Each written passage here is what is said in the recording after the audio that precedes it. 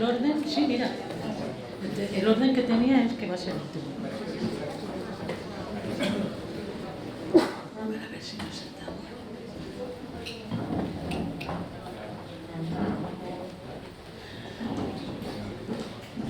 Hola, buenas tardes. Iniciamos la séptima sesión y última de un día intenso como el de hoy, con una sesión titulada Escudos ante la desinformación.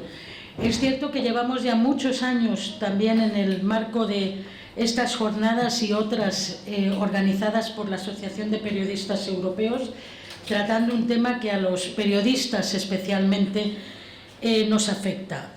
Ha habido en los últimos años, ya casi podemos hablar de el último par de décadas, una proliferación enorme de desinformación, de bulos, de noticias falsas, que buscan desestabilizar las sociedades, las organizaciones, los países, y que nos suponen a los periodistas, en primer lugar, un enorme reto.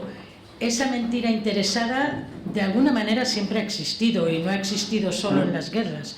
Quizá ahora lo que se ha hecho, y creo que alguno de los ponentes a lo largo de hoy lo ha comentado, es los medios son distintos y llegan en mucha más cantidad y con mucha mayor amplitud. ¿Qué podemos hacer los medios para combatir esa desinformación interesada? ¿Qué formas tenemos para contrarrestarla? ¿Cómo podemos también empoderar a los ciudadanos para que ellos mismos también sepan identificar una información falsa o una desinformación? Conmigo están hoy Xavier Mas de Sassas, Alfonso Balús y Fran Sevilla. Yo voy a hacer de moderadora, aunque también de ponente. Voy a hacer una pequeña introducción antes de presentarles. Bueno, ya les he presentado realmente, antes de dar algunos datos de su amplio currículum en cualquier caso. Siempre hemos dicho que cuando estalla la guerra, la primera víctima es la verdad. Esto ya se dijo hace casi un siglo, y creo que los españoles lo sufrimos en la guerra de Cuba.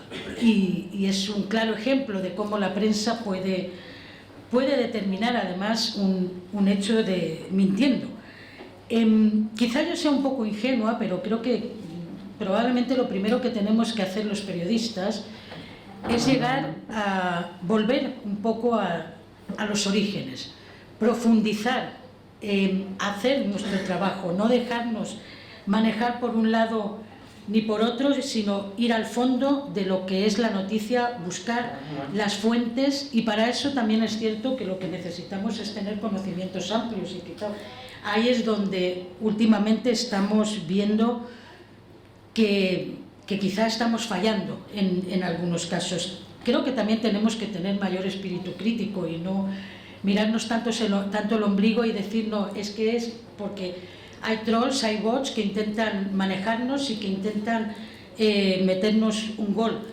Pues claro que los hay, y nosotros estamos ahí para pararlos, para que no pasen a la sociedad. Es muy difícil también, es cierto, con las redes sociales, porque esas están fuera de alguna manera también de nuestro alcance.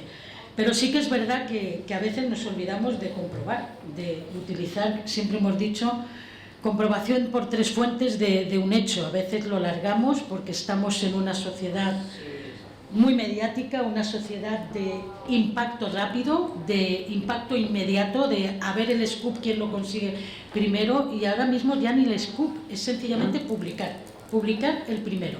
Porque yo entiendo que antes, sí es verdad, el scoop era como lo hemos conseguido, y ahí intentabas que nadie se adelantase. También estamos mucho con los estereotipos y con informaciones repetitivas y a la vez espectaculares, y eso se nota sobre todo cuando estamos en un conflicto o estamos en una guerra, ¿no?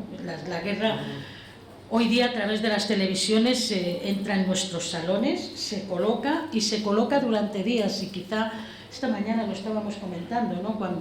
podemos llegar a una sobresaturación de la guerra para luego pasar casi, y estamos un poco en esa fase por desgracia con la guerra de Ucrania, a pasar a un momento de menor información, a que la sociedad incluso muestre menos interés en esa guerra, cuando a lo mejor es cuando más se va a necesitar, porque una de dos, o como han comentado también algunos ponentes, o vamos hacia un alto el fuego y hacia una negociación que de alguna manera pare de momento la guerra, o nos encaminamos a un otoño muy caliente como consecuencia de esa guerra en el campo de la crisis que vamos a vivir y también del aumento de la energía.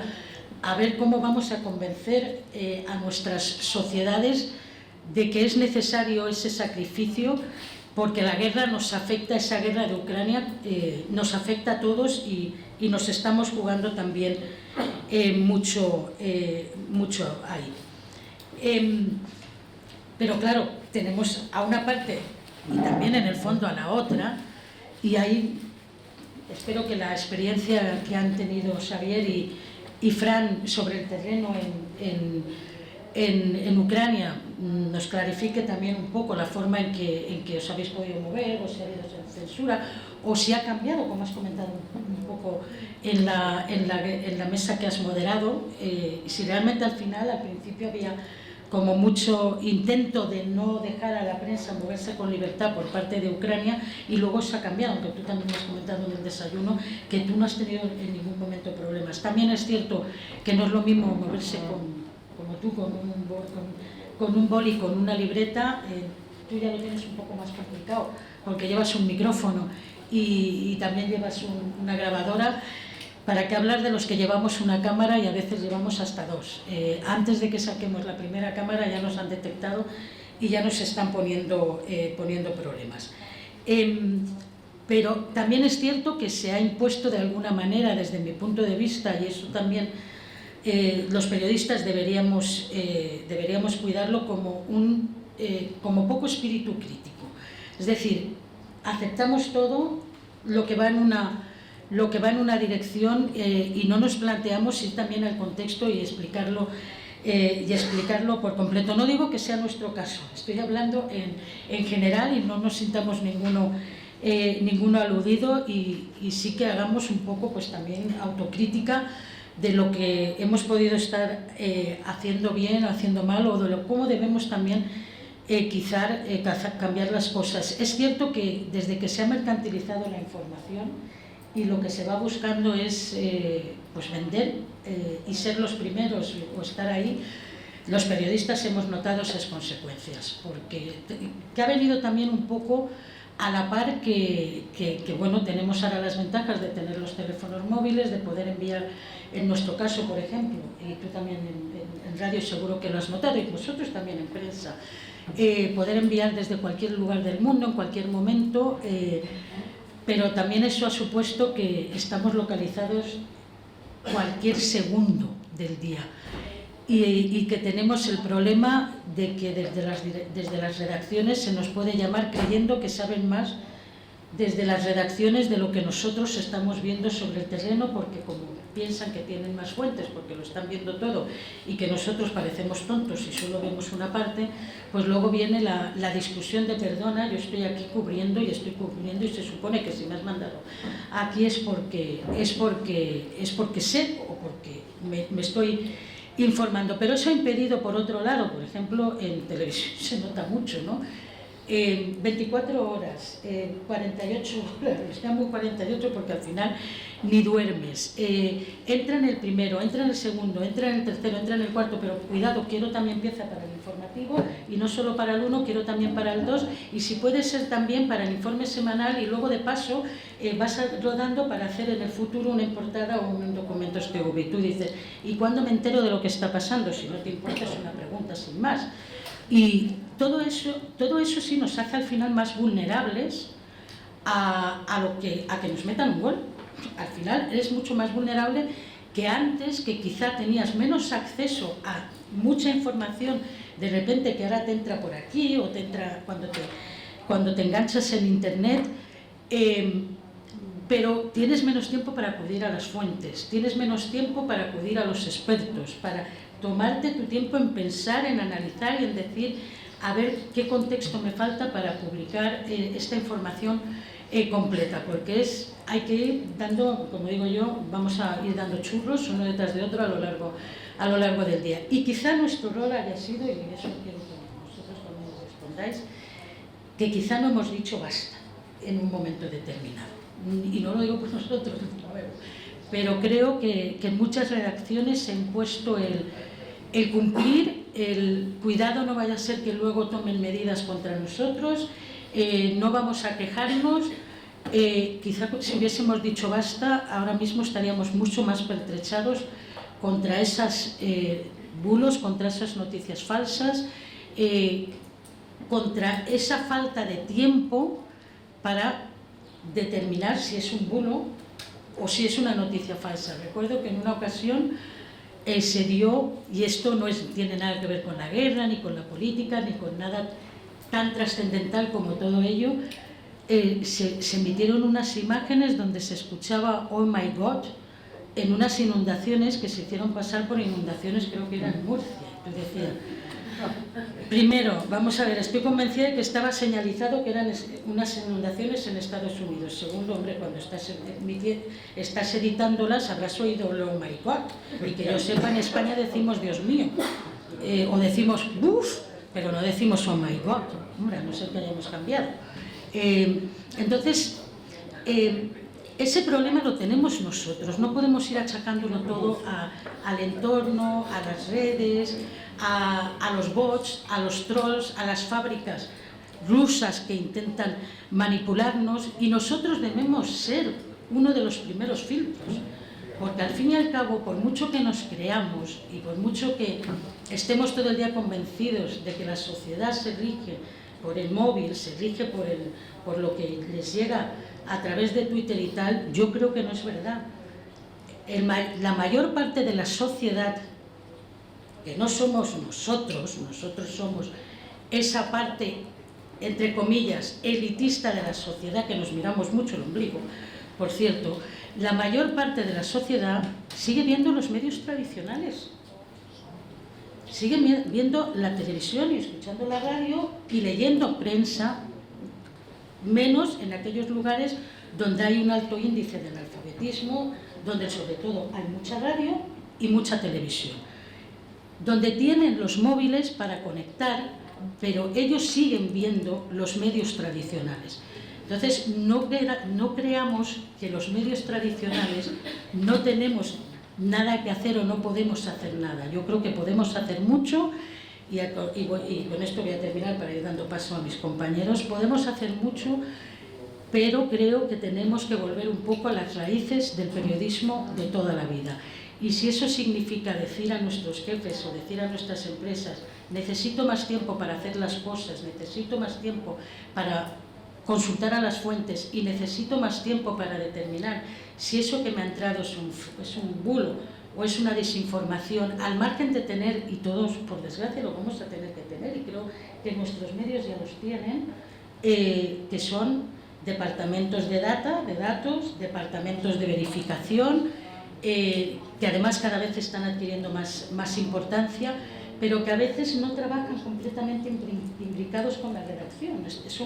Estamos como con departamentos separados, cuando en realidad deberían estar ahí metidos, de forma que tú digas, oye, tengo una duda, compruébame esto, porque es cierto que todos hemos pasado ya por varios cursos seguro de datos y de verificación, pero luego a la hora de la verdad, cuando empiezas a tomar las notas de, a ver, aquí es donde tenía que acudir para comprobar si esta foto ya se ha dado o no se ha dado, pues no te acuerdas del último curso que te han dado, por mucho que te hayas reciclado con varios cursos. Pero bueno, vamos a intentar trascender un poco Ucrania, aunque lógicamente cuento con que vosotros dos expliquéis un poco cómo ha sido esa cobertura sobre el terreno, y creo que tú, Alfonso, también tenías datos de los periodistas que han cubierto y cómo ha cambiado un poco con respecto a otras coberturas, pero luego vamos a intentar trascender Ucrania para ir un poco a ver si tenemos escudos contra la desinformación, o cuáles podrían ser esos escudos contra la desinformación. Vamos a empezar por Xavier Mas de Sassas, corresponsal diplomático de La Vanguardia y, como he dicho, ha sido enviado especial a Ucrania. Ha cubierto numerosos acontecimientos internacionales y fue corresponsal en Estados Unidos de La Vanguardia entre 1996 y 2002. Es autor de Mentiras, viaje de un periodista a la desinformación, por lo cual me imagino que de eso sabes bastante más que los demás, que nosotros.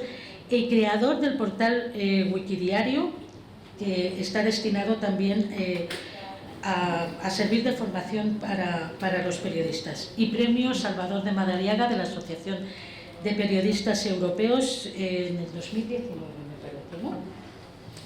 Xavier, es tu 10, 15 minutitos. Vale, no, sí. Muchas gracias, Pilar, y gracias por seguir aquí después de un día tan intenso. Y bueno, yo he cubierto Ucrania como tantos otros conflictos, pues como puedo y con lo que sé. Y normalmente cuando estás sobre el terreno puedes poco y sabes todavía menos. Con lo cual, lo primero es muchísima humildad y después un gran esfuerzo para poder llegar a los sitios y también para convencer a tu redacción de que aquello que tú has visto vale la pena publicarlo, que no es tan fácil. ¿Y por qué digo esto? Porque nuestros medios de comunicación, como decía muy bien Pilar, no están ya preparados para asumir informaciones tranquilas y veraces. Prefieren informaciones un poco más histéricas, aunque no sean tan veraces. ¿Por qué? Porque venden más. Y esto me lleva a una reflexión importante desde el punto de vista de la seguridad y de la defensa, porque hemos hablado mucho hoy de la información como un arma de guerra. Y es verdad que lo es, y lo ves cuando estás cubriendo un conflicto. Nosotros hemos sido utilizados, yo seguro, por los ucranianos con fines evidentemente militares, enseñándome unas cosas y ocultándome otras, sobre todo de información. Ucrania ofrece una información, por ejemplo, sesgada y muy incompleta sobre el número de víctimas. Tú puedes ver muy bien una guerra cuando estás en una ciudad asediada como Kharkiv, porque puedes visitar la periferia y puedes valorar por ti mismo el impacto de la artillería enemiga sobre aquellos barrios, en la destrucción de los edificios y de las infraestructuras, pero en el Donbass, por ejemplo, no ves nada. En el Donbass ves columnas de humo en el horizonte, más o menos cerca. Incluso si estás muy cerca del frente, puedes ver cómo los proyectiles pasan por encima tuyo, porque tienen tanto alcance para hacer blanco en posiciones ucranianas que están por detrás tuyo, pero no puedes valorar exactamente quién está ganando, quién está sufriendo más, etc., ¿no? Sí que puedes visitar algunas unidades militares, hablar con los soldados que están allí atrincherados, pero es bastante excepcional.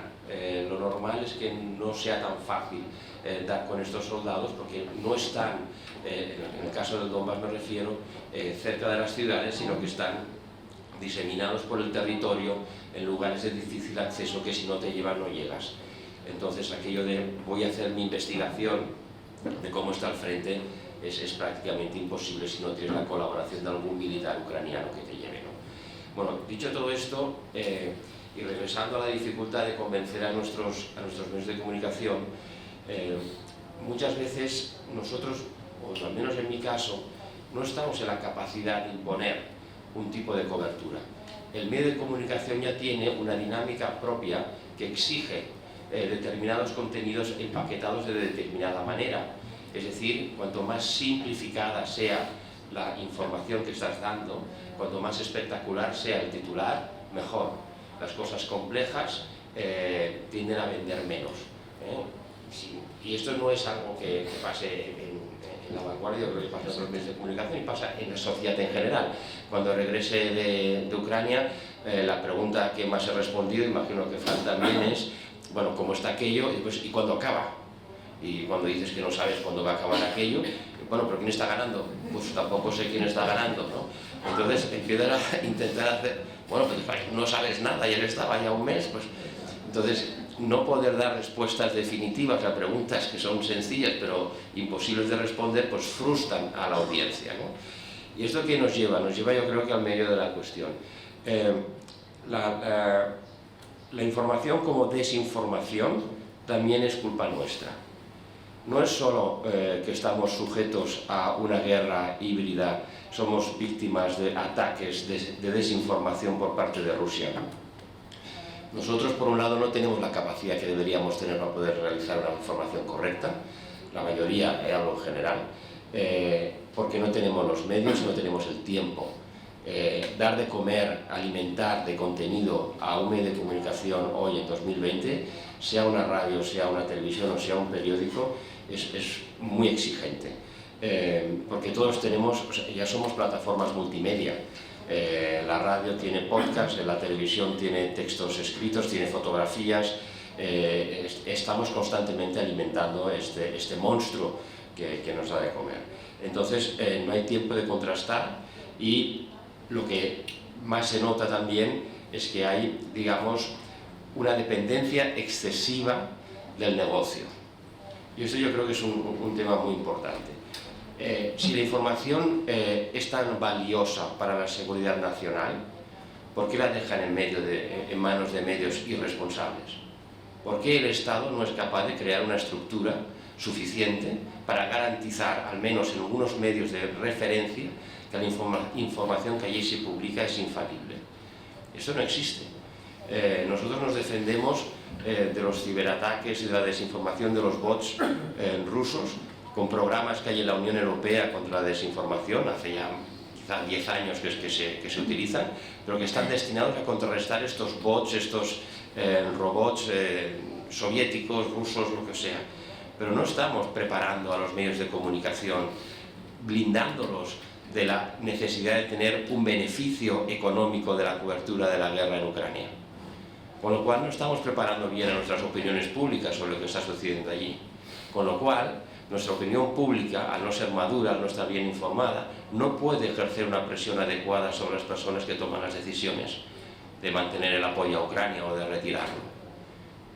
Los medios de referencia llegan a donde llegan, pueden llegar a aquellas personas que toman las decisiones, pero ustedes saben mejor que yo que los políticos la mayoría de las veces saben lo que tienen que hacer, pero no lo hacen si su poder está amenazado, ¿no? Esto lo dijo Juncker, ¿no? Sabemos lo que tenemos que hacer, pero no lo hacemos porque perderíamos las elecciones. Entonces, sin una opinión pública formada, es imposible que un Estado pueda dar una respuesta adecuada a una amenaza, en este caso como la de Ucrania. Lo vimos clarísimamente con la pandemia. La desinformación rusa sobre las vacunas, por ejemplo, ¿no? Que intentaron debilitar tanto los proyectos, los planes de vacunación. Y la Unión Europea se puso las pilas y creó proyectos, agendas de transparencia, etcétera, para contrarrestar esta información negativa por parte de Rusia. Pero no hay programas de formación, por un lado, de la opinión pública.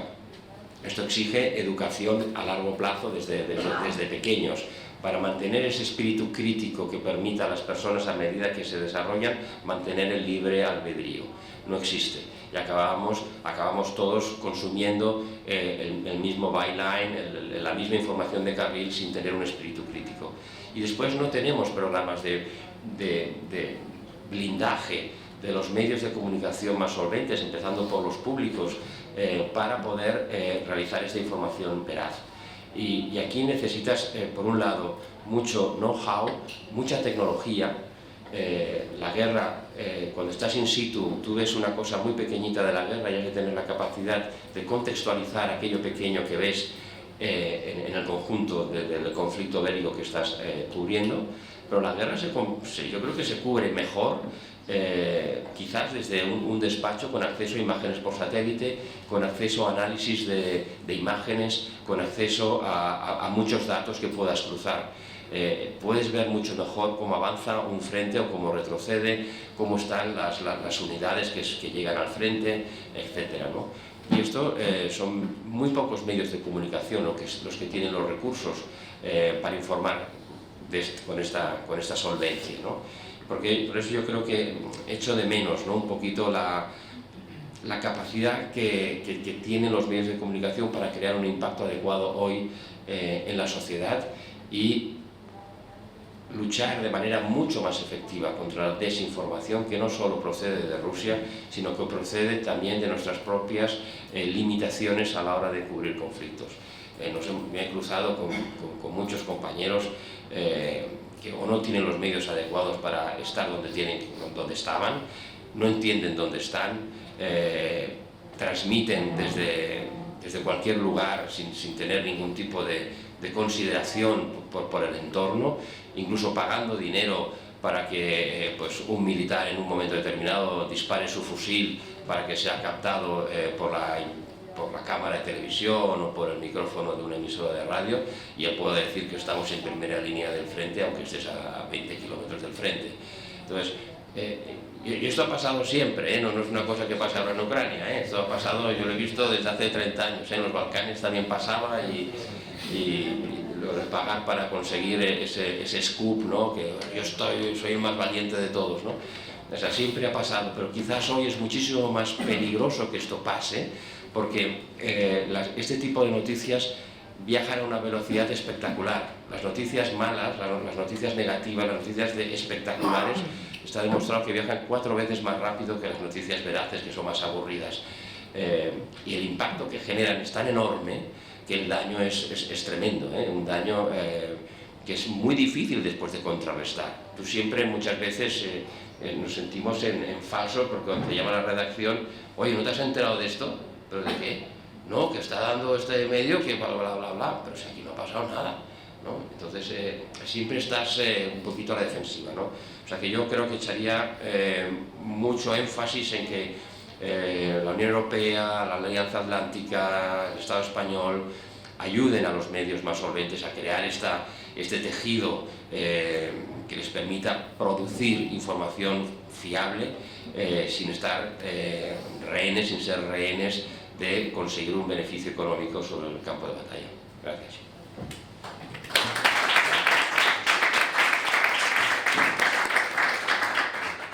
Creo que hay 3 temas que nos pueden servir luego para el debate y muy interesantes. Primero, la petición de ayuda a las instituciones oficiales para trabajar todos juntos contra esa desinformación y por una información veraz y fiable. La educación, fundamental.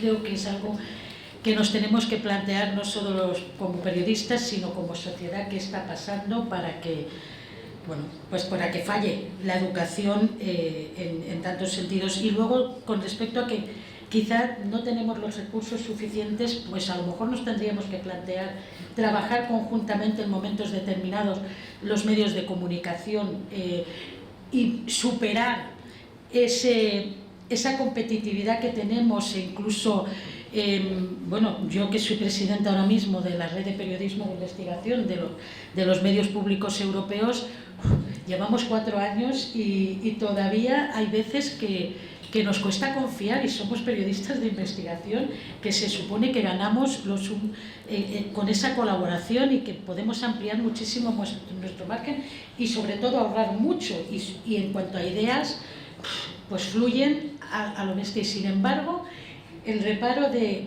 comparto contigo, pero me pasas esa imagen, ya, pero es que es mía. Dices, pero vamos a ver, es que yo no compito contigo, que yo es España, tú eres el Reino Unido y el otro es Alemania.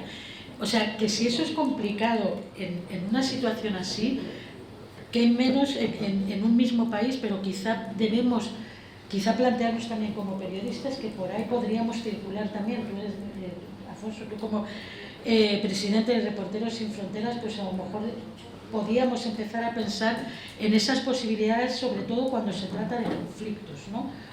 Donde no llegamos, donde siempre van a intentar manejarnos unos y otros, no solo los rusos, como muy bien has reconocido, también los ucranianos tienen sus objetivos y no lo vamos a negar. Alfonso Baluz es, como he dicho, el actual presidente de Reporteros Sin Fronteras y editor senior de la Mesa de Oriente del Departamento de Internacional de la Agencia EFE.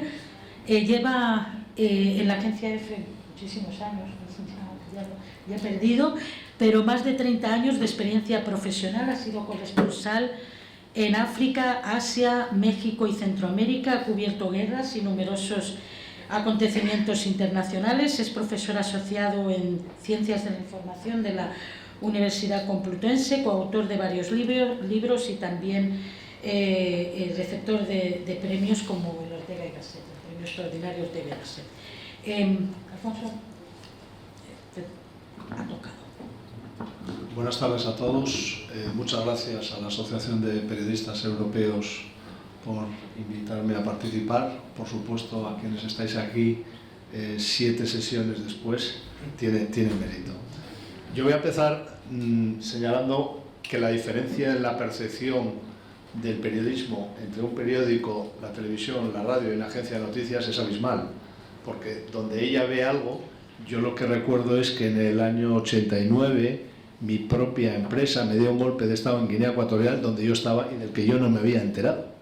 Lo malo es que no era correcto, que era una información inexacta. Claro, conseguir una comunicación telefónica entonces era una proeza y sobre todo el que arriesgaba tener problemas era yo, no el que había citado a Severo Moto diciendo que había habido un golpe de estado, ¿no?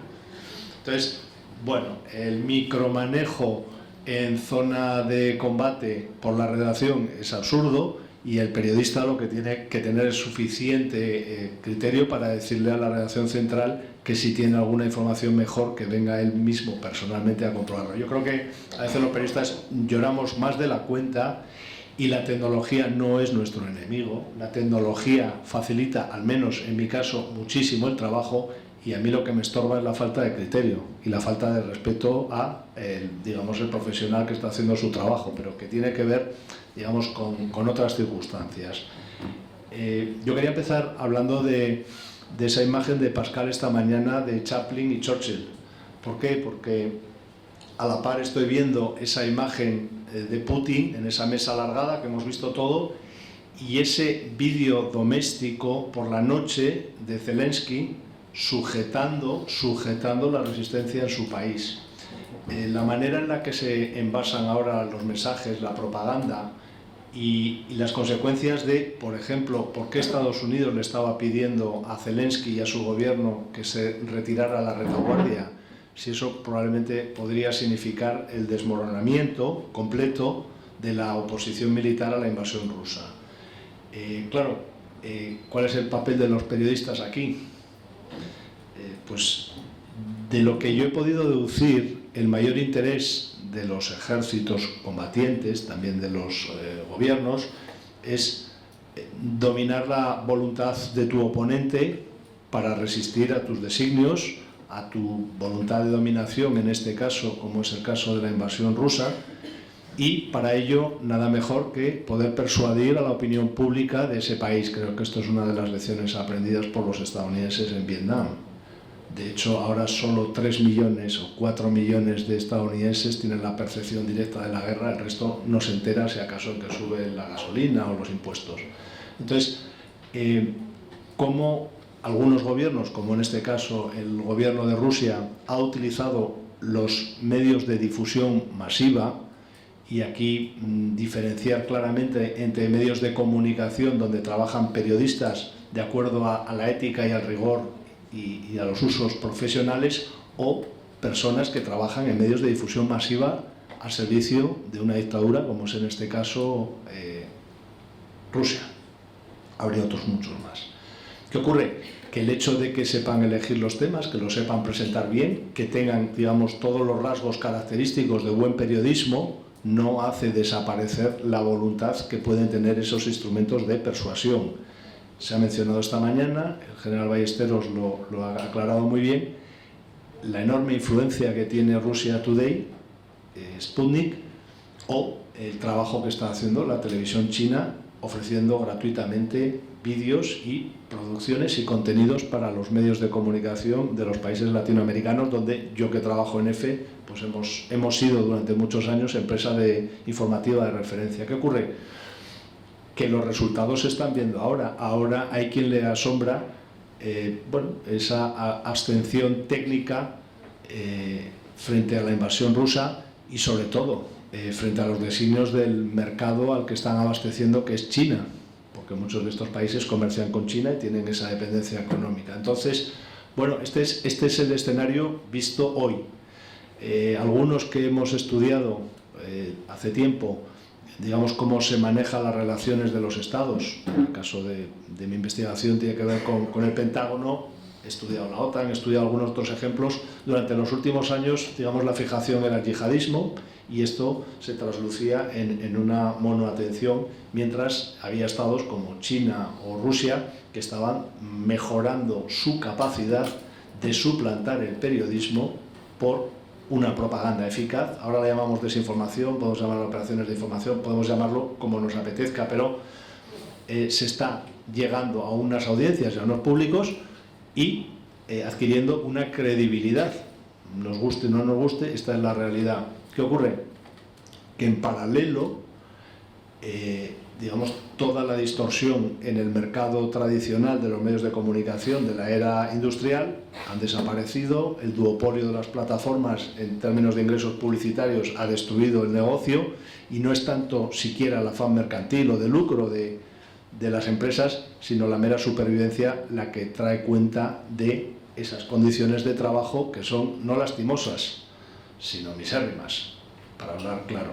Nosotros desde Reporteros Sin Fronteras hemos aportado equipos de seguridad, chalecos, cascos, hemos provisto de seguros a precios asequibles y, bueno, pues ahora mismo tenemos un fondo para asistencia a periodistas en el exilio, en el que uno de los problemas que nos encontramos es que periodistas rusos que han tenido que huir de su país por la persecución, por la tortura, por el riesgo de cárcel, cuando les vence a los 3 meses su visado Schengen, tienen que salir y terminan pues en Turquía, que no se lo está pidiendo, ¿no?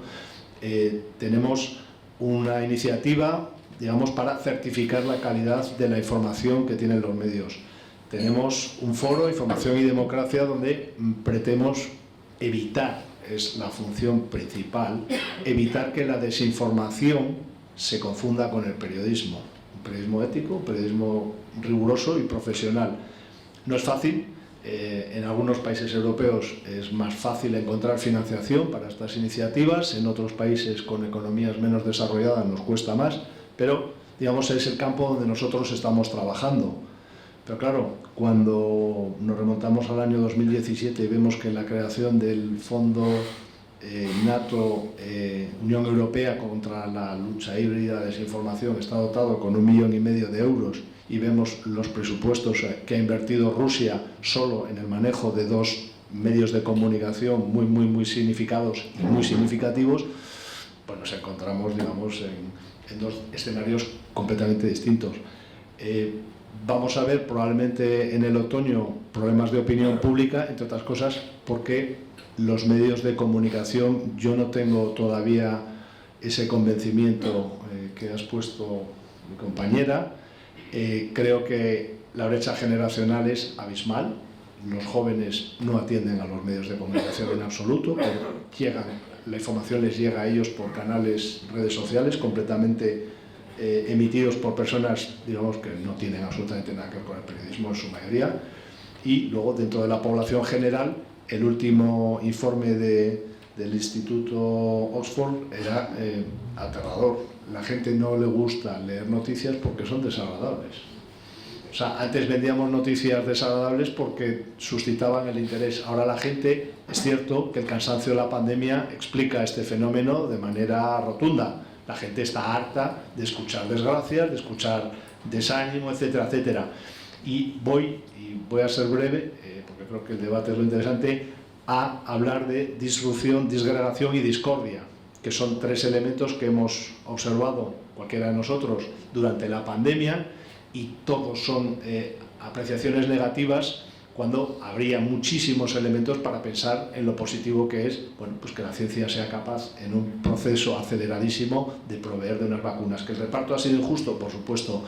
No creo que haya sido más injusto que lo fue hace 20 años, o 25, o 40, o 50. Quiero decir, el ritmo al que los medicamentos han llegado a la población, pues obviamente ha sido de países más desarrollados a países menos desarrollados. No veo que haya un cambio en esto muy grande, pero parece ser como si lo negativo es eso, como si lo que hay que destacar es exclusivamente eso. Entonces, esos elementos que ahora, por ejemplo, en Ucrania, una de las cosas que a mí más me ha llamado la atención de la cobertura, y ayer lo hablábamos en París con la directora del Instituto de Mass Communication de Ucrania y con la anterior ministra de Exteriores española, es la velocidad a la que se han acreditado crímenes de guerra, desde el momento en el que los periodistas acceden a los lugares en Irpin donde se han producido y hay, digamos, evidencias, la velocidad a la que lo están documentando las organizaciones defensoras de los derechos humanos,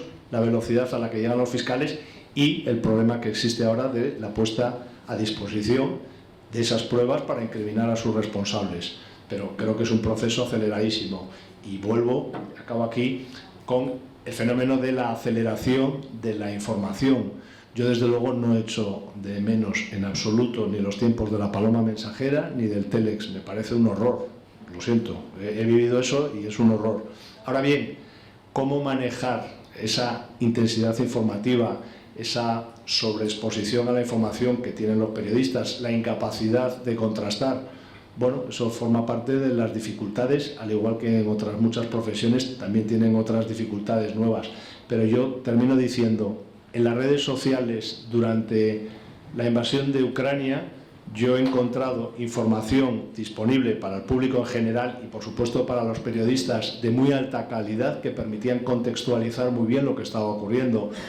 Para nuestra desgracia, nuestra falta de formación muchas veces es la que impide que nosotros tengamos la capacidad de incorporar esa contextualización, pero que está accesible en tiempo real. Es bastante sorprendente, pero bueno, dado el nivel de atención que en todo el mundo ha suscitado esta invasión, pues digamos, muchas personas con conocimiento, con experiencia, con capacidad, se han volcado en explicar lo que estaba ocurriendo.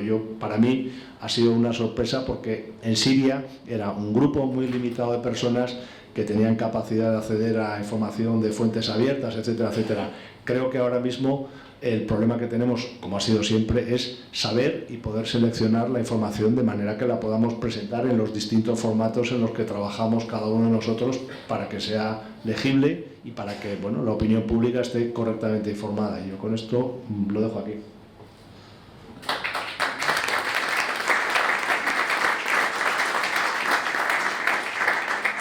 Gracias, Javier. Ay, perdón. Con ningún es la leche. Vamos a pasar a Fran Sevilla rápidamente para ir ganando tiempo. Fran Sevilla es actualmente corresponsal en Washington de Radio Nacional de España. Ha sido enviado especial a Ucrania tras la invasión rusa. Redactor siempre vinculado al área de internacional de Radio Nacional desde 1988. Ha cubierto numerosos acontecimientos internacionales, entre ellos muchos conflictos. Ocupó la jefatura del área de internacional de los servicios informativos de Radio Nacional y entre otros premios ha sido Premio Salvador de Madariaga de la Asociación de Periodistas Europeos o también el Premio Cirilo Rodríguez. Buenas tardes a todos y, como decía Alfonso, gracias por resistir, que es lo que está ocurriendo en Ucrania, con los ucranianos que por suerte están resistiendo. Escudos ante la desinformación. ¿Deben ser los medios escudos ante la desinformación? Me pregunto. Bueno, parece lógico que sí, ¿no? Que la respuesta sería sí. Los medios de comunicación deben ser escudos ante la desinformación, más en este tiempo que en otros tiempos. Yo creo que no. Yo creo que igual que en otros tiempos. Yo mencionaba en la mesa redonda que moderaba esta mañana el memorial del Maine en el cementerio de Arlington, ¿no? Y cómo fue la guerra de Cuba, ¿no? El momento en el que se considera por los expertos la primera vez que se produce esa gran manipulación, ¿no? Con esos dos magnates de la prensa, con Hearst y con Pulitzer, ¿no? Para volcar a la opinión pública estadounidense a favor de la guerra, ¿no? Y eso nos lleva a la cuestión de si los medios deben ser partidistas, es decir, si los medios deben tomar partido. Bueno, yo soy de los que opinan que los medios tienen que tomar partido por la información y, en el caso de los conflictos, por las víctimas. Siempre por las víctimas, nada más, no por bandos, ¿no?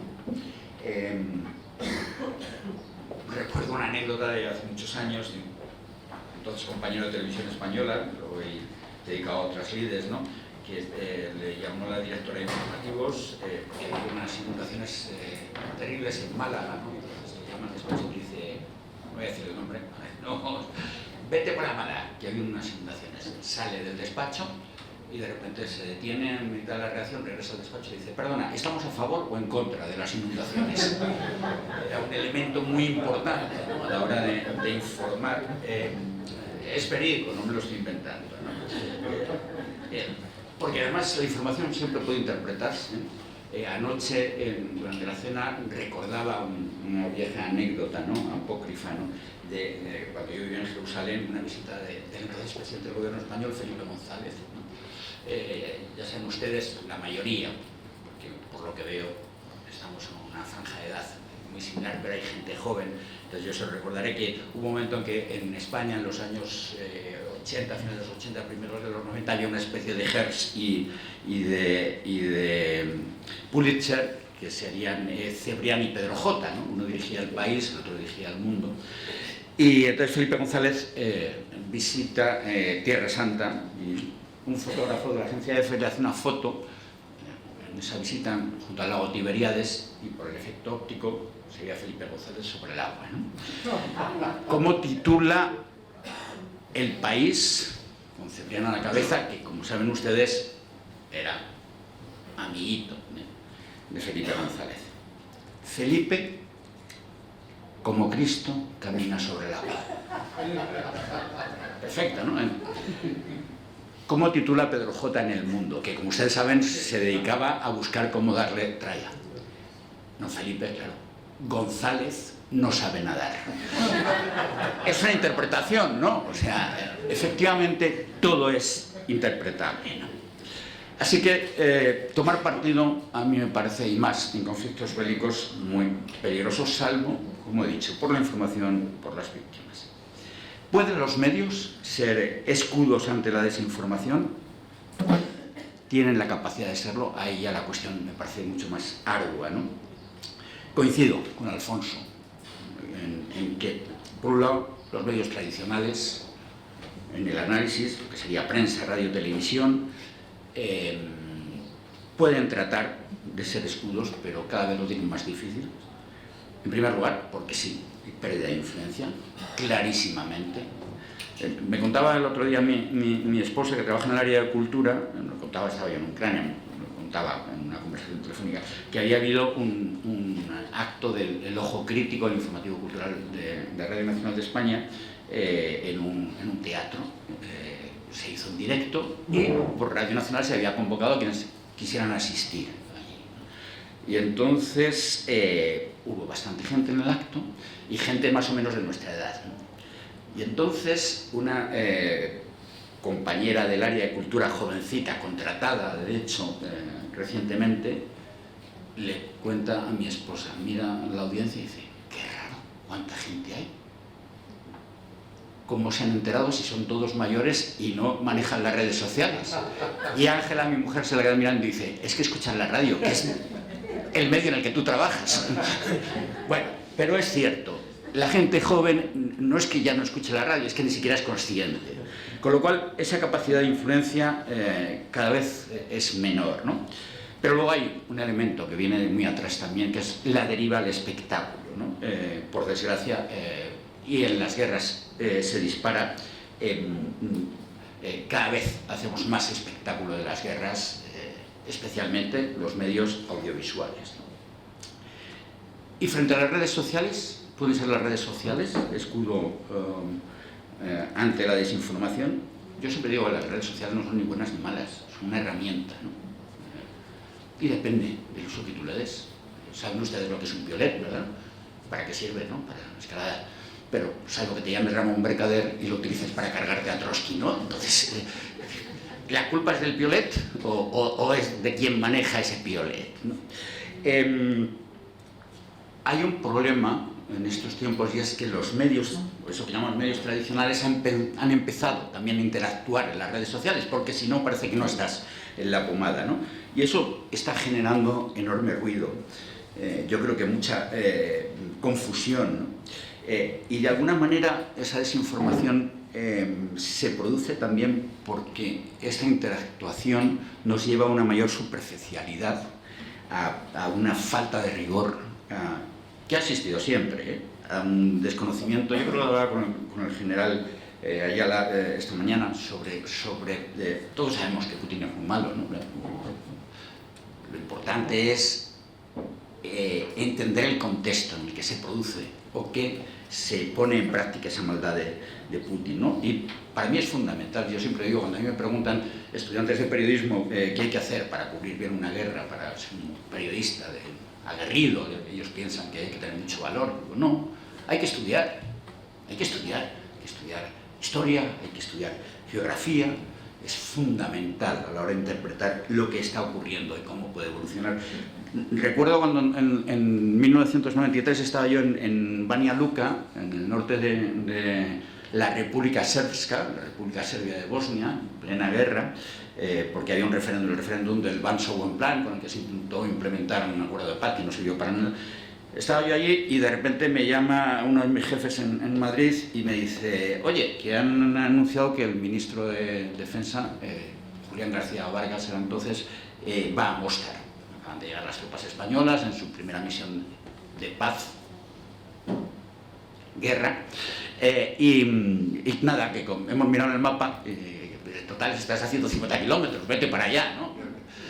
Claro, en esos momentos llegar de Banja Luka a Mostar significaba atravesar 3 frentes bélicos distintos, ¿no? O irte por tierra, salir de Bosnia, irte a Belgrado, por ahí también por tierra a Budapest, de Budapest a Viena, de Viena a Zagreb, en fin, bueno, desconocimiento también, y ahí hay que entonar el mea culpa como medios del contexto, de la realidad que se vive, ¿no? Hablaba de lo que decía el general Ayala. Es evidente la manipulación de Putin, ¿no? Con los medios rusos, pero también está la manipulación de Ucrania, ¿no? Yo la he visto, la he vivido. Los medios ucranianos manipulan y dan información, como todo el mundo, y yo he tenido algunas veces broncas importantes con mi propia redacción cuando se lanzaban a dar un titular. Recuerdo uno en concreto que el alcalde de Mariupol dice que hay 9.000 cadáveres en una fosa común en las afueras de Mariupol. Llevábamos más o menos, yo creo que no hacía ni un mes que había comenzado la invasión y la batalla de Mariupol, que sin duda estoy convencido de generar enormes víctimas. Pero yo me puse a imaginarme lo que son 9.000 cuerpos en tan poco tiempo almacenados. Y recordaba la anécdota de lo que nos ocurrió con Timișoara en Rumanía. 30.000 muertos en Timișoara y todos los medios tenían. Fueron 300. Si es igual de grave, para mí es igual de grave 300 que 30.000. Pero ¿por qué como medios no intentamos tratar de reflexionar sobre lo que estamos contando para ser precisos, para defender no lo que dicen, no ser correas de transmisión, que es lo que nos convertimos a veces? El alcalde de Mariupol, que por otra parte no está en Mariupol, claro, porque todavía se me dijera que está en Mariupol, pero a lo mejor está en Leópolis, ¿no? Es importante la reflexión sobre lo que es Ucrania. Hay que defender a Ucrania, sin ninguna duda, hay que ayudar a defenderse a Ucrania, y más ahora que aspira a ser socio de la Unión Europea, pero no se nos olvide lo que es Ucrania. No se nos olvida la corrupción, los oligarcas. Es que parece que es una democracia consolidada. No tiene nada de democracia consolidada. Sí, tengo que decir, la verdad, y supongo que Xavier también lo ha percibido, que los ucranianos en general es gente que quiere democracia, que quiere libertad, que quiere, que se siente que quiere ser europea, pero todavía Ucrania no se ha consolidado como un Estado verdaderamente democrático. También lo comentaba anoche, porque se nos olvida, la información va a tanta velocidad que se nos olvida, ¿no? Como corresponsal en Washington. Yo hacía una prueba anoche. El expresidente Trump sufrió 2 impeachments, ¿no? ¿Por qué fue el primer impeachment del presidente Trump? Por Ucrania. El Ukrainian Gate. Por bloquear la ayuda militar a Ucrania chantajeando a Zelensky para que encontrara pruebas de corrupción del hijo de Biden en plena campaña electoral. ¿Qué fue lo que ocurrió? Que Zelensky estaba dispuesto. El actual presidente y héroe, como yo decía esta mañana, se ha convertido en el héroe y en el símbolo de la resistencia, y está bien que se diga, pero Zelensky estaba dispuesto a transigir con la presión de Rudolf Giuliani, que era él que estaba llevando a cabo esa gestión, ¿no? Fue desde dentro del Pentágono, lo que llaman whistleblower, el que dio la voz de alarma, y esa operación se desmontó. Eso también es Ucrania, no se nos debe olvidar. Y voy a terminar con la reflexión, porque como he mencionado al presidente Trump, con algo que a mí me preocupa muchísimo sobre el mensaje, ¿no? Ustedes ya lo saben, Trump se ha convertido probablemente en el personaje de mayor influencia a la hora de utilizar la falsedad, la mentira, como norma, absolutamente. Sin que eso tenga ningún costo. Para la sociedad estadounidense lo tiene, yo creo, porque la sociedad estadounidense, que se suponía que se vanagloriaba de que la mentira era lo más denostable que podía haber y que la verdad estaba por bien, Trump ha logrado que eso se dé la vuelta completamente, ¿no? Y se ha establecido la falsedad, pero el otro día, estando allí en Ucrania, fue también muy significativo escuchar, no sé si ustedes lo vieron, yo lo vi por Twitter, me lo envió mi hija de Nueva York, un discurso del presidente George W. Bush, que estaba hablando de Ucrania, de Putin, y que de repente dijo: ¿por qué ese criminal que ha llevado a cabo la invasión ilegal de Irak? Y se cayó de Ucrania, ¿no? Y hizo como que se reía. Sí, el presidente Bush llevó a cabo una invasión ilegal de Irak. Algunos de ustedes que están aquí, yo los he conocido en Irak en 2003, 2004. No se nos debe olvidar. No se nos debe olvidar que a la hora de manipular, de desinformar, si dejamos que actuemos de forma que pertenezcamos a un bando, como ocurrió con la invasión de Irak, pues estamos haciendo lo mismo que está haciendo Putin, en definitiva, ¿no? Y eso tiene un efecto muy perverso, esa especie de doble moral. Por ejemplo, en las redes sociales lo hemos visto clarísimamente, ¿no? Cómo se acusa a distintos medios. Yo el otro día no soy muy activo en Twitter, pero de vez en cuando pongo algo. Yo el otro día puse una cosa en defensa de Radio Televisión Española como medio público y de calidad, después de que un actor, no voy a decir el nombre, dijera que éramos 9.000, por eso, que éramos 9.000 que más o menos estábamos ahí tomando la sopa boba y tal. Bueno, yo le contesté diciendo: a este señor le puedo contar lo que he hecho en los últimos 35 años, ¿no? En defensa de una radio pública y de medio público y de calidad, que eso me parece importante y que es lo que los que estamos aquí en medios públicos defendemos clarísimamente. Bueno, pues hubo todo tipo de respuestas, claro, y muchas de ellas evidentemente muy negativas contra mí, contra la televisión española, diciendo que esta es una radio que ya no tiene sentido, una televisión que ya no tiene sentido, radio televisión pública, que hay influencers que tienen más. Ya sé que la Kardashian tiene mucha más audiencia, pero eso me lleva a la última pregunta, que la sitúo ahí, ¿no? ¿Y los ciudadanos? ¿Y los ciudadanos? ¿Qué es lo que quieren los ciudadanos? ¿Están verdaderamente interesados los ciudadanos en estar informados? Para mí esa es la otra pregunta, sin ninguna duda, que ahora tendríamos que plantearnos. Muchas gracias.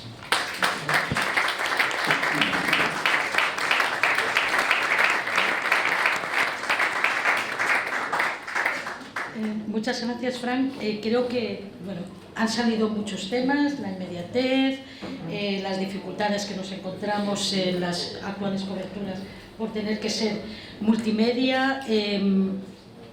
Hay una pregunta sobre el tema de la manipulación de China y las imágenes, y que África y otros países quizá han sido por eso. A lo mejor lo que nos debemos plantear también, que no es tanto a lo mejor por eso como por un tema que ha nombrado también Fran Sevilla: la doble moral y la doble vara de medir.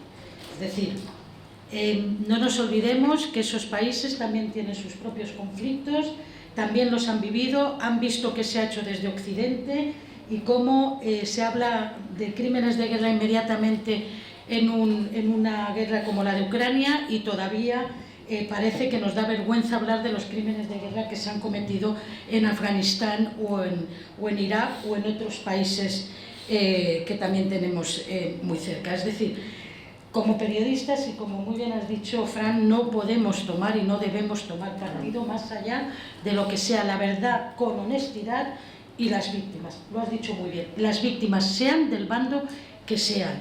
Y quizá a veces nos olvidamos de eso, quizá muchos periodistas se han convertido en activistas en muchos de los conflictos últimos, y ahí hemos entrado en un terreno muy resbaladizo, que esa ciudadanía quizá también se ha dado cuenta y a lo mejor se plantea de qué me sirven unos periodistas que me están manejando hacia un lado y hacia otro, cuando ya tengo a los contendientes que ya también me manejan. Si la prensa no me intenta situar esa información o esa manipulación que viene de un lado y a otro y ser honesta, pues lo tengo mal. Respecto a las redes sociales, yo disiento un poco. Es cierto que los jóvenes utilizan las redes sociales, pero esos jóvenes lo que van buscando en las redes sociales muchas veces son los medios de comunicación, son los podcasts, que muchas veces hacéis en Radio Nacional, son los informativos de televisión, son los artículos de La Vanguardia. Mira, una anécdota, en Alemania, yo ya no sé si sigue así, me imagino que sí, sabemos todos que se paga un canon por los medios públicos, ¿no? Antes era de radio, de televisión. Mi hija no tenía televisión, y cuando fueron a cobrarlo dijo, no, si yo, es verdad que yo no tengo la televisión aunque tenga una antena. Y le preguntaron, ¿pero usted ve la tele por internet o escucha la radio también por internet?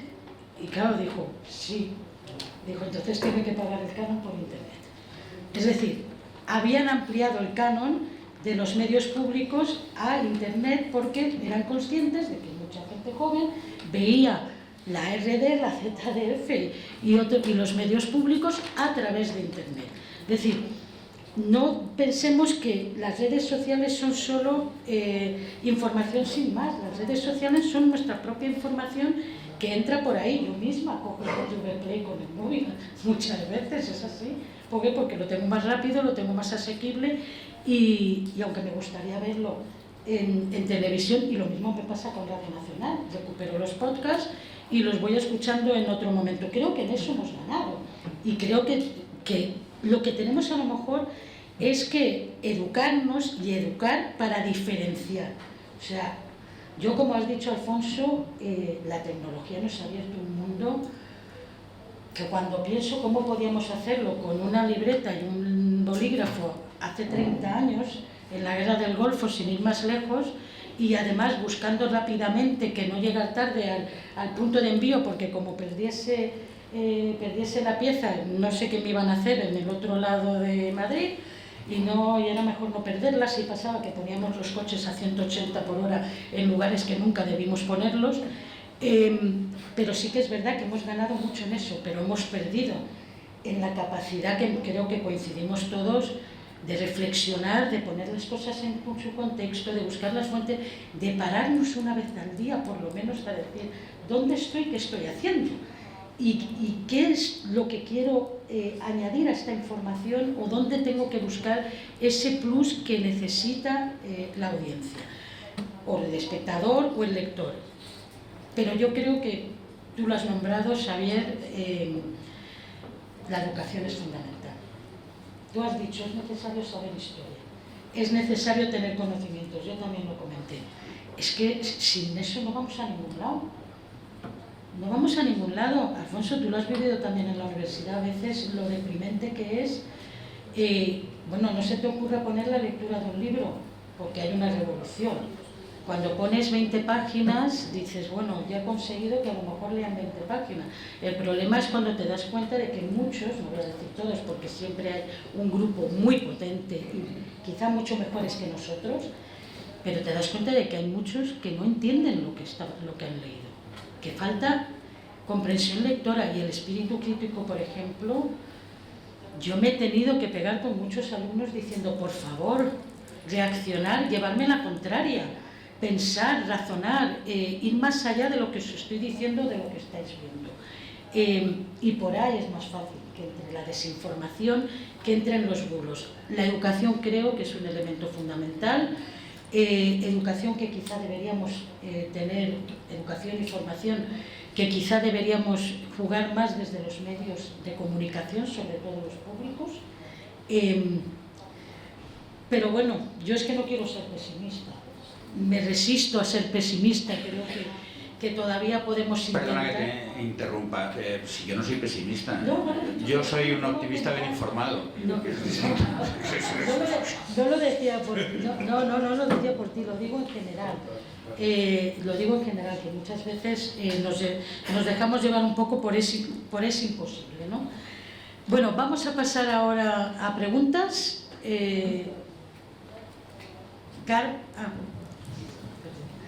Carmen y Enrique.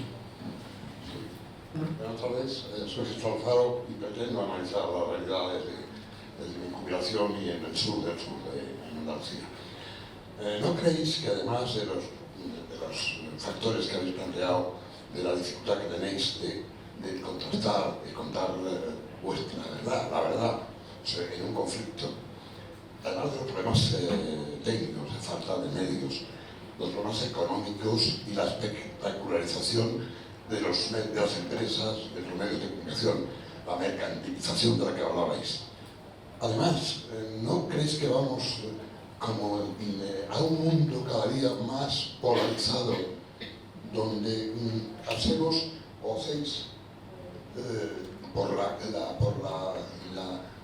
estructura de los medios, por vuestro papel como periodistas honrados, que queréis contar la verdad desde vuestro punto de vista y desde vuestra visión, del punto donde estáis?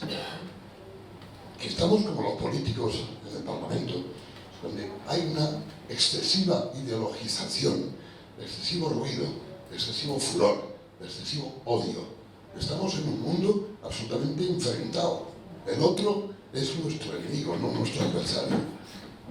Entonces, ¿no creéis que así es realmente muy difícil contar la verdad y que el ciudadano se forme un criterio ante tanto ruido, ante tanto furor?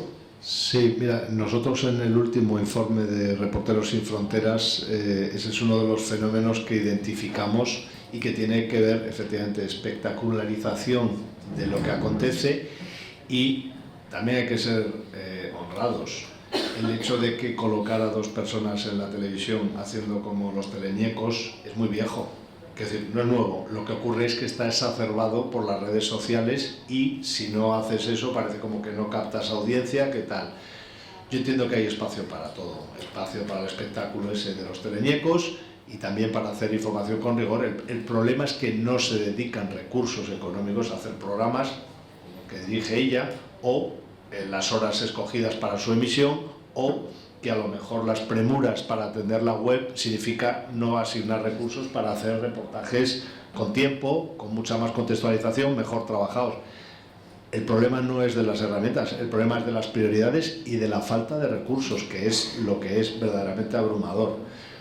Yo, por ejemplo, en la empresa en la que yo trabajo no tenemos ese problema de polarización porque atendemos a todo el espectro editorial. Entonces nosotros no podemos hacer una crónica para que nos la publiquen unos y no los otros.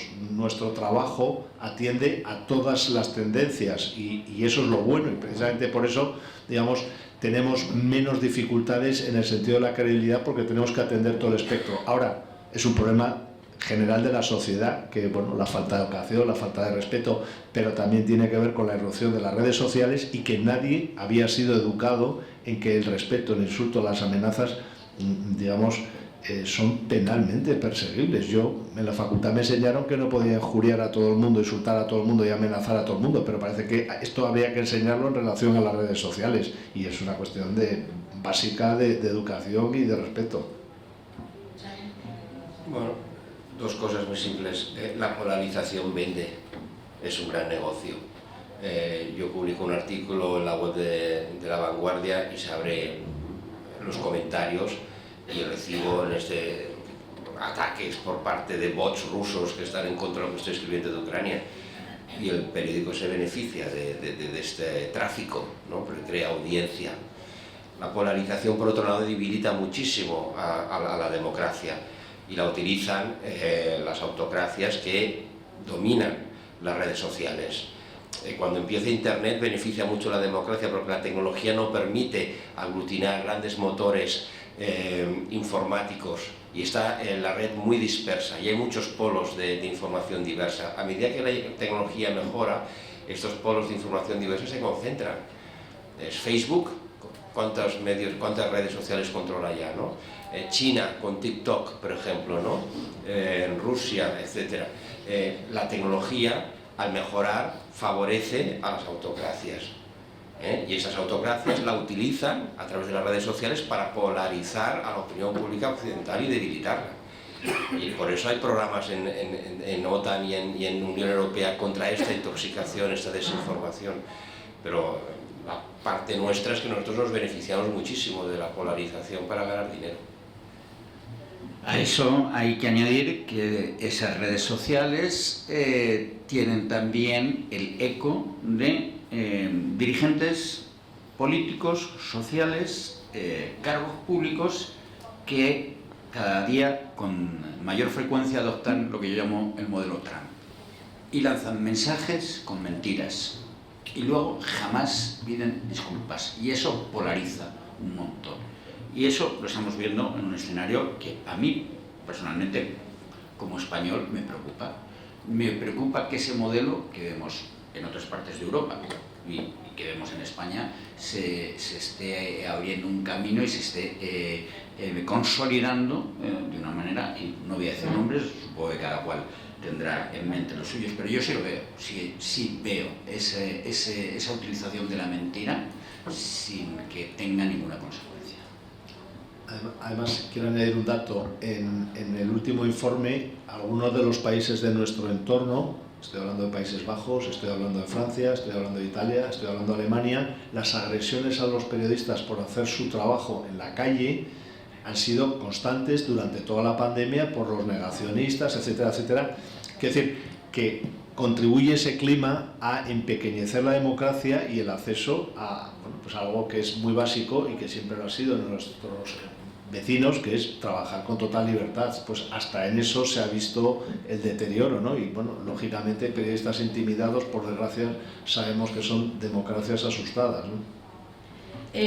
Solo añadir, quizás, Jesús, te referías también al hecho de que muchas veces los estudios de televisión o de radio se convierten en un apéndice del Parlamento, y quizá ahí los periodistas deberíamos hacérnoslo mirar, porque nosotros no somos políticos ni respondemos a las ideologías, debemos responder a la verdad, a la veracidad y a nuestro trabajo, que es ser los observadores y además controlar a esa parte de la sociedad. Entonces, quizá hemos confundido a veces o mezclamos cosas que no se deberían mezclar. Esto prácticamente se proyecta desde los medios de comunicación, pero no por vuestra culpa, sino por una política de empresa o por una política ideologizada, por la intervención de poder político, de que hablaba proyectáis y magnificáis a esos políticos que están enfrentándose y llamándose inversores. Y engrandecéis y en definitiva enfrentáis el furor, el ruido, la confusión, el desconocimiento y en definitiva la minoración de la democracia. Bueno, creo que me toca a mí ahora, si no le importa. Soy Carmen Claudín. Yo quisiera matizar o enmarcar tal vez un poco la intervención de Fran, que no en lo referente a Ucrania y a Rusia es donde yo puedo opinar, porque sobre el trabajo del periodista no es mi campo. Yo creo que en tu intervención, en lo que has dicho, parece como que quisieras decirnos que ser independiente y que ser equilibrado en la información exige hacer un trabajo equivalente por los de análisis crítico de los dos lados, que hasta aquí sí, que sí. La cuestión es que no veo yo que el lado ucraniano quede reflejado en lo que tú has dicho. Tú dices, decimos, y decía, no recuerdo si el general o el almirante, ya sabemos todos que Putin es malo, sí, pero ¿y Ucrania? Y los oligarcas, sabemos que era un estado cautivo de los oligarcas. Ucrania no es un verdadero estado democrático. Eso es cierto solo en parte. Ucrania, y no hablo de la Ucrania ahora en guerra, que evidentemente, tal como la información la coloca en un paréntesis totalmente distinto a una situación de paz real. Ucrania no es un país democrático aún. Ucrania se está construyendo como un país democrático. El Maidán ucraniano, contra lo que ha luchado en primer lugar, antes incluso de pedir entrar y acercarse a la Unión Europea, es contra los oligarcas.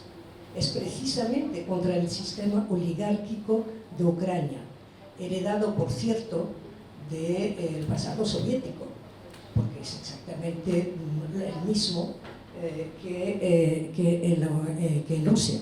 Y por supuesto, uno de los grandes problemas con los oligarcas ucranianos, aparte de lo que significaban para la captura de la política interna en manos de sus intereses, eran sus excelentísimas relaciones con Rusia. Entonces, la Ucrania que ahora se está defendiendo contra Rusia no es la Ucrania de los oligarcas, es la Ucrania de Maidán. Y esto es muy importante porque es otra cosa. Zelensky, lo que dijiste de la conversación con Trump y Biden, etc., sí, tienes toda la razón. Lo importante aquí para mí es que en Ucrania hubo un gran debate público sobre eso. Se discutió el tema. Oye, nuestro presidente ha llegado a decir esto a Trump. Ha habido una discusión pública en Ucrania, algo absolutamente impensable en Rusia en este momento. Y ese gran debate se hizo en todos los medios, en la televisión, etc. Dijiste al final que si no miramos bien por los dos lados, hacia los dos lados, acabaremos haciendo lo mismo que hace Putin en Rusia. No, Fran, es que no tienes ni idea de lo que hace Putin en Rusia. Es que no estaríamos aquí, no estaríais aquí, o sea, no hay libertad ninguna en Rusia en este momento. No es una situación que existía hace 2 años, eso es cierto, ha habido una aceleración. Y desde luego, desde enero, ya antes, justo antes de la guerra, y con todo el tema Navalny, ha habido una aceleración de la represión brutal. Pero no tenéis idea del nivel de la represión que hay en este momento en Rusia. Y yo creo que los periodistas españoles, una de las cosas que os sugeriría que podríais hacer para informaros mejor, de primera mano, de lo que pasa en Rusia, es hablar con esta diáspora rusa que está creciendo y creciendo en los países europeos, y en España, en Madrid, en Barcelona, hay una diáspora muy sustantiva numéricamente, de gente que no son gente, la mayoría de ellos no son activistas, gente metida en política, sino sencillamente la mayoría de ellos jóvenes y profesionales que ya no pueden imaginar su futuro, al menos de momento, en la Rusia actual, y que han preferido las incertidumbres del exilio. Esta gente os puede explicar muchas cosas muy concretas de lo que está ocurriendo en Rusia, y que de todas maneras están muy documentados, tanto lo de Ucrania y la Ucrania oligárquica y la Ucrania no democrática anterior, lo que ha ocurrido después. Todo esto está muy documentado en un montón de análisis europeos y algunos de ellos aquí en España. O sea, no hay efectivamente un bueno y un malo. Está claro, como decís todos, que hay un agresor y un agredido, pero es que el agredido no es solo lo que tú dices, el agredido es más que eso. Y sobre todo, el agredido lo que quiere, y por eso le han agredido, por eso ha intervenido Rusia, para que Ucrania no se pueda convertir en un Estado democrático. El democrático es la razón última de la agresión rusa. Por alusiones, yo estoy absolutamente de acuerdo contigo. Entonces, lo que yo digo es que para entender cómo se ha llegado a este conflicto hay que entender lo que era antes Ucrania. No digo que ahora Ucrania sea, y de hecho lo he dicho, creo que he mencionado que la mayoría de los ucranianos con los que he hablado se sienten europeos, quieren ser europeos, defender la democracia. Pero el contexto, como hay que entender que Ucrania solo ha sido independiente una vez en la historia, en el siglo XVII, precisamente con los cosacos de Zaporilla, hasta que Pedro I el Grande acabó, y después Catalina la Grande terminó definitivamente con cualquier atisbo de independencia. Lo que yo digo es que para entender el conflicto para entender lo que ocurre en el Donbass, hay que entender de dónde viene Ucrania, ¿no? Y que eso es para mí lo que he percibido, pues que la gente no sabe cómo, no lo he mencionado, pero cuando estás allí la gente te dice, no, 3 meses de guerra, no, esta guerra empezó en 2014, en el Donbass es lo que te dicen, nosotros llevamos desde el 2014 sufriendo esto, o sea que estoy de acuerdo contigo. Si me he expresado mal, no digo que los ucranianos que hoy defienden su libertad, que tienen que defenderla, sin ninguna duda, defiendan un Estado oligárquico, sí entender de dónde se viene. Segundo, evidentemente, claro que esto no es como yo sé, claro que sé cómo es la Rusia de Putin para los medios de comunicación, sin ninguna duda. Precisamente lo que digo es que yo no quiero eso. Y para evitar que eso se produzca, y lo he vivido con Trump, es decir, yo no sé si recuerdan lo que contamos en los años 70, que era un chiste, ¿no? De esto, de una pregunta. ¿Cuál es el único país del mundo en el que nunca hay un golpe de Estado? Estados Unidos. ¿Por qué? Porque no hay embajada estadounidense que era quien organizaba el golpe de Estado. Bueno, pues yo he vivido un intento de golpe de Estado en Estados Unidos hace 2 años. Un golpe de Estado. No un golpe de Estado dirigido por militares, no un golpe de Estado dirigido por el presidente del país, para acabar con la democracia y para acabar con la libertad de los medios de comunicación. Entonces, yo lo que quiero es seguir defendiendo ese modelo, poder estar aquí. Cuando digo que me da miedo la deriva, me da miedo la deriva porque lo veo también en este país a determinados dirigentes que utilizan la mentira con una facilidad increíble. Y eso no puede ser y no se puede permitir, porque me da miedo que lleguemos a ser como la Rusia de Putin en esos términos. Por supuesto que no, evidentemente yo siempre... Voy a poner un ejemplo, y con esto me callo ya, empiezo a hablar. Guerra de Irak, invasión de Irak, ilegal, no tenía el aval de la ONU, lo siento mucho. El gobierno español apoyó, de la época, una invasión que era ilegal, lo siento mucho, es real. Y un día, el jefe informativo de la Red Nacional de España, como se supone que los medios públicos teníamos que defender la política del gobierno, mentira, yo jamás he defendido una política de mi gobierno, todo lo contrario. Sí he procurado defender los intereses de los españoles, pero no del gobierno de turno. Entonces yo hablé de la invasión de Irak, fue una invasión. Y después hablaba, desde allí, de la ocupación. Fue una ocupación, como lo fue la Alemania nazi. Yo no sé si hubiera estado a favor o en contra de la ocupación, pero es como lo de las inundaciones, que puedes estar a favor o en contra de la ocupación, pero que era una ocupación militar, era una ocupación militar. Y el jefe informativo me dijo un día, ¿cómo te gusta esto de las fuerzas de ocupación o de la ocupación? Digo, es que es lo que es. Entonces, nosotros tenemos que hablar con los términos que son precisamente para defender que no ocurra lo que ocurre con Rusia y lo que tú mencionabas esta mañana, de en vez de hablar de guerra, utilizar el eufemismo de operación especial, que es lo que con la invasión de Irak se intentó, se hizo también con Afganistán, y esa deriva es la que a mí me preocupa, porque lo que yo defiendo es este modelo que tenemos aquí, en este país. Yo quería hacer un añadido, y ayer lo comentamos, ¿no?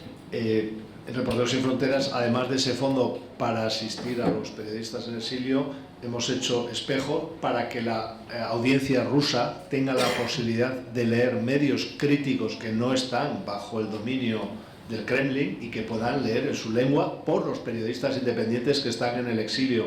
Tratamos de mantener la viabilidad de empresas informativas desde un entorno absolutamente hostil y bueno, pues que ese exilio no solo sea el exilio y el silencio, que al final es lo que se pretende cuando estos periodistas, y por supuesto, pues claro que ha salido un montón de gente joven del país que no quiere vivir en una dictadura y ellos no son culpables y están viviendo en el exilio. Uno de los problemas que nos estamos encontrando pues es cómo caducan las visas Schengen a los 3 meses y los periodistas estamos intentando buscar. ¿Qué ocurre? Que la manera de chequear si son, digamos, afines a Putin disfrazados de opositores está dificultando este proceso, pero bueno, nosotros desde luego vamos a seguir peleando para que esos periodistas puedan seguir haciendo su trabajo, que sea desde el exilio. Y sabemos perfectamente, porque hemos visto asesinatos, hemos visto exilio, hemos visto cárcel. En el último informe nos hemos encontrado con que la mayor prisión de mujeres periodistas del mundo es Bielorrusia. Es decir, también encontramos estas cosas, como incluso cambia, digamos, el rostro de la persecución, de la tortura y del exilio en el periodismo, pues tiene más rostro de mujer. Nuestras capacidades son limitadas, pero también es verdad que hoy en día la tecnología pues permite que en Minecraft estén en una biblioteca todos los medios que están vetados en muchos países del mundo y que podamos hacer espejos donde se evite la censura. Bueno, pues es otra pelea. Y claro que somos conscientes los periodistas de la situación de nuestros colegas, claro, lo sabemos bastante bien. No, solo un momentito que, a raíz de lo que decía Carmen, yo creo que dos dificultades que tenemos en este conflicto y de la que tratamos de ir los periodistas es que a nosotros no nos gusta cubrir un conflicto desde solo un bando. Y en este momento estamos cubriendo un conflicto desde solo un bando, porque desde Rusia no se puede cubrir. Nosotros tenemos un corresponsal allá, pero no puede escribir con libertad. Y no podemos estar en el Donbass de la parte rusa, o sea, no podemos ver el otro lado. Y la otra cosa que tampoco creo que nos gusta a muchos periodistas es dividir el mundo entre buenos y malos, porque es demasiado simple, ni nadie es muy bueno ni nadie es muy malo, aunque en esta guerra, precisamente en esta, y ya no hablo de las víctimas, que siempre son las buenas y las que lo pagan todo, pero sí que hay un bando que es legítimo, que es el bando ucraniano, y que de este bando ucraniano quizás no estemos hablando lo suficiente. Y una cosa es que Zelensky sea más popular que Putin, pero esto no quiere decir que Zelensky vaya a ganar la narrativa a medio plazo.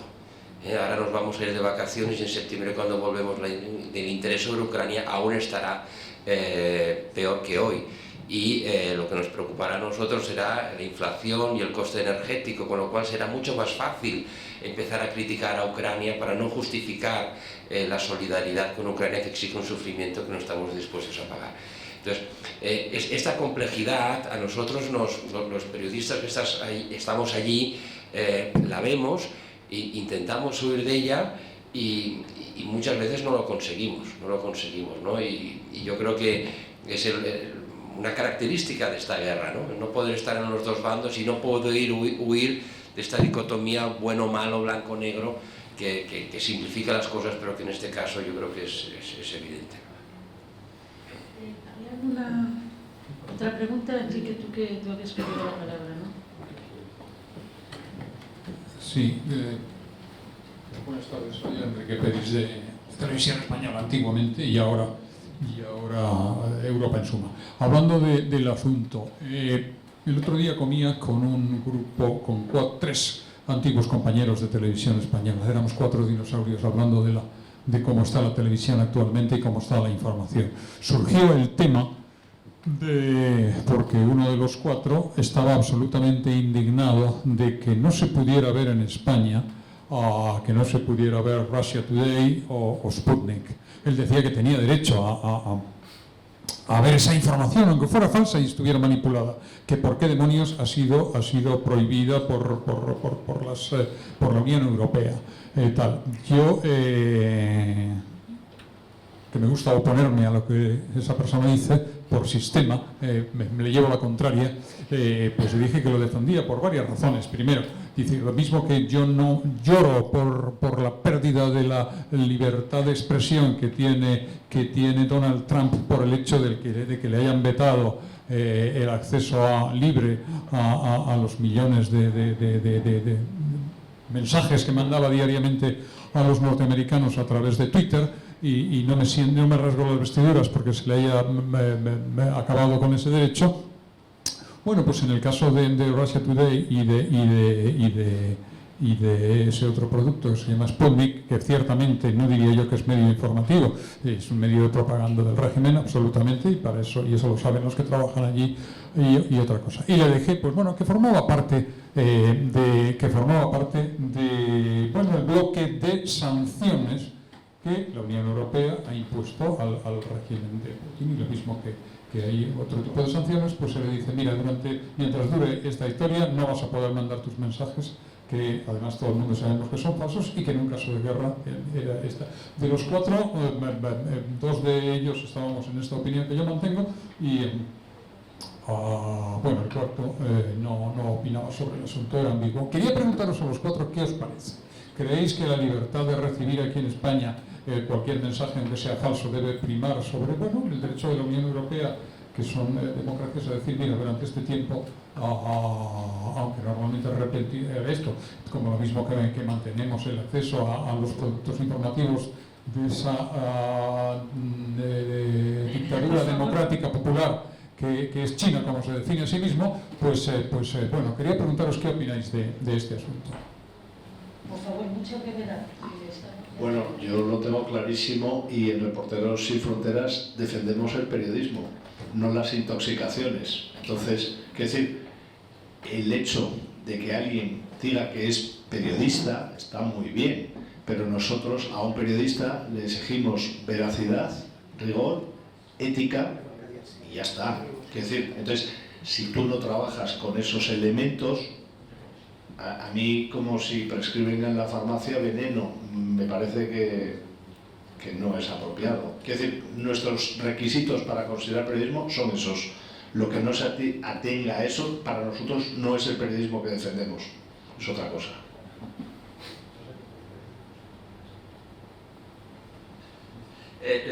Hay un problema.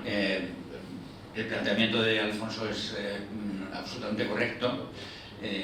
Si no fuera la teoría, el problema está en la práctica. Os he puesto el ejemplo antes de lo de Felipe González, porque al final todo es interpretable, por desgracia, ¿no? Porque no todos vemos el mundo de igual manera, con lo cual es muy difícil. Yo estoy en contra de que se pueda permitir que se transmitan mensajes manipuladores, falsedades, pero el problema es quién decide cuando un mensaje es una falsedad, cuando un mensaje es una mentira, o cuando es una interpretación, ya sea de Juan Luis Cebrián, ya sea de Pedro J. Ramírez. Quiero decir que es bastante más complejo, yo creo que eso. Pero efectivamente hay que estar en contra. Me remito, por ejemplo, a lo que fue el horror de Ruanda y la radio de las 1000 colinas, ¿recordáis? ¿No? Y cómo se incitó el odio. Pero ¿quién decide que ese no es el mensaje? Y por supuesto, como todos tenemos nuestra ideología, inevitablemente, porque todos hemos recibido una educación, pues habrá gente que lo vea desde una óptica de un determinado espectro político y gente que lo vea de otra. Y es muy difícil. No, solo en el caso de RT, y solamente en este caso RT es un arma de propaganda del Kremlin. En este caso es un arma de guerra. Hay que prohibirla, hay que superarla, prohibiéndola, acallándola. Yo creo que Occidente tiene una desventaja estratégica sobre la propaganda de Rusia y también de China, y se ha de defender, sobre todo en estos momentos, solo en el caso de RT, porque evidentemente la pluralidad, la libertad de expresión ha de prevalecer en las democracias. Yo estoy más en el campo de Frank.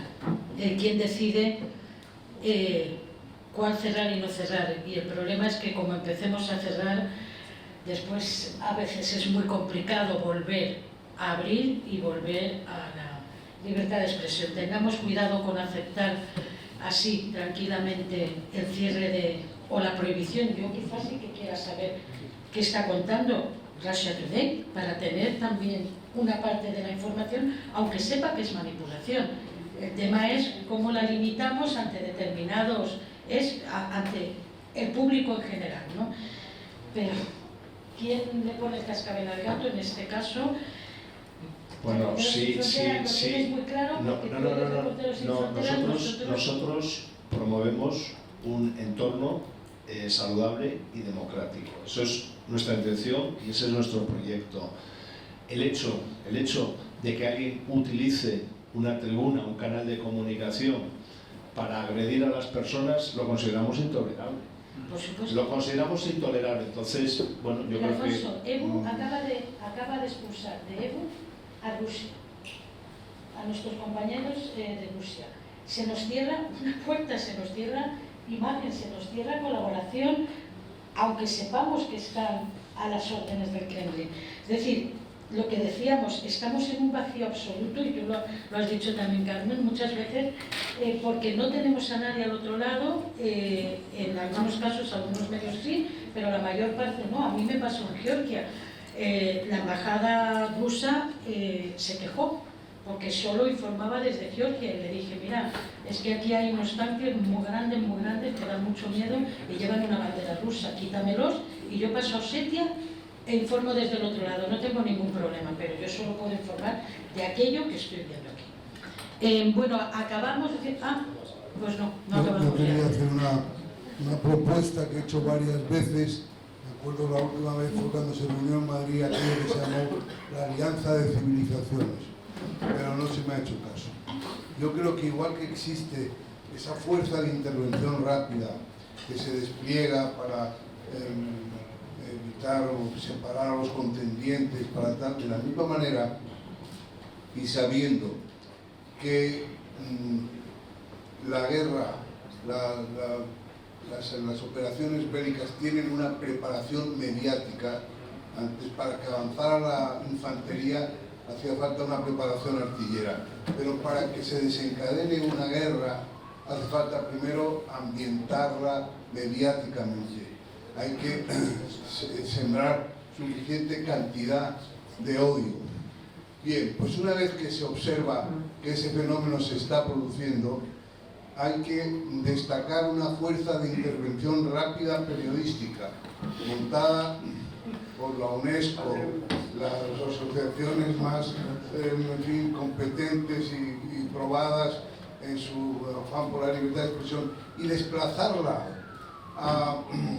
al lugar y intervenir, o sea, monitorizar los medios de comunicación que son digamos, el foco del odio, para intervenir antes de que eso tenga consecuencias en el campo puramente bélico.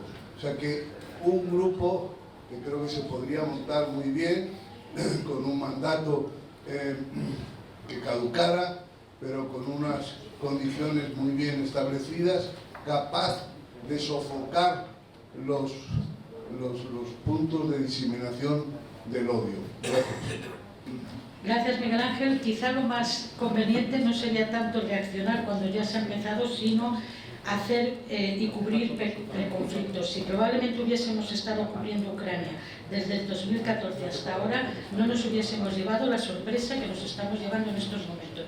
Y a lo mejor hubiésemos conseguido evitar lo terrible y lo horrible que estamos viviendo ahora. Vamos a los conflictos, vamos donde hay el espectáculo, vamos como moscas a la miel.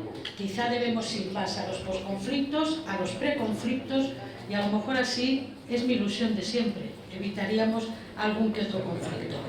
Gracias, vamos a acabar. Mañana jueves, la 8ª sesión a las 10 de la mañana. Los americanos están de vuelta, inversiones e intervenciones. Gracias a todos por aguantar hasta 7:30.